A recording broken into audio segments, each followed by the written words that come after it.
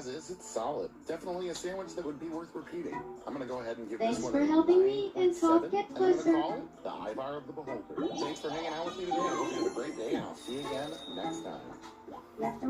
Well, it depends on what your bar for being superhuman is. If we're just talking about physicality, Do you then need me? Aragorn isn't Captain America. He's probably not even Geralt of Rivia. So if that's your bar for being superhuman, then Aragorn isn't that. However, if he was in our world, there's a good chance that Aragorn would be a supreme athlete, perhaps the best that ever lived, all in one. But if we look beyond the physical stuff, then I think it becomes a lot easier to argue that, yeah, Aragorn is superhuman. The obvious example is, so while Aragorn isn't really a superhero, I think if you keep your expectations grounded and compare him to regular people, he probably could be considered superhuman.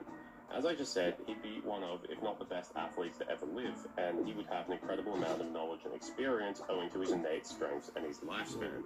In other words, he might also be the smartest person to ever live. This is to say that, apart from his lifespan, Aragorn isn't that much beyond what a regular man could achieve in any one given category.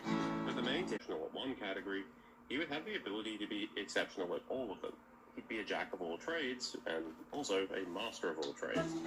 In the end, I think you can call Aragorn superhuman, provided your expectations are grounded and you're not comparing him to the magic or sci-fi that comes from the Marvel universe.